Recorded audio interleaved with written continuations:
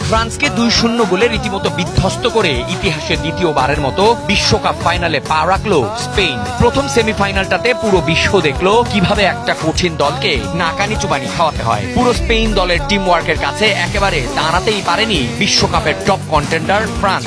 ম্যাচের শুরু থেকেই একেবারে কোমর বেঁধে নামা স্পেনের পাসিং আর প্রেসিং এর কাছে একেবারে পরাস্ত দিদিয়ার দেশম বাহিনী। ফ্রান্স যে প্রেসারে আছে সেটা বোঝা গেছে ম্যাচের 21 মিনিটে। স্পেনের ডিফেন্স ব্রেকিং পাস থেকে যখন ইয়ামাল গোলের অপেক্ষায়, ঠিক তখনই পেনাল্টি বক্সে ডিনের ফাউল, পেনাল্টিতে ওয়ারজাবালের গোল। এরপর থেকে পুরো ম্যাচে স্পেনের একক আধিপত্য। ফ্রান্স যতবার গোল দিতে এসেছে ততবার স্পেনের দুর্দান্ত ডিফেন্ডিং এর কাছে হয়েছে ব্যর্থ। কিন্তু থামেনি স্পেন, গোলের জন্য ছিল ক্ষুধার্ত। তাই তো আরেকটি দুর্দান্ত পাসিংয়ে গোলের দেখা পেল পেড্রো পোরো। ব্যবধান যখন 2-0, তখন ফ্রান্সের প্লেনের টিকিট কাটা শুরু। এরপর আর কামব্যাক দিতে পারল না ফ্রান্স। ভঙ্গ হলো টানা তৃতীয়বার ফাইনালে ওঠার স্বপ্ন।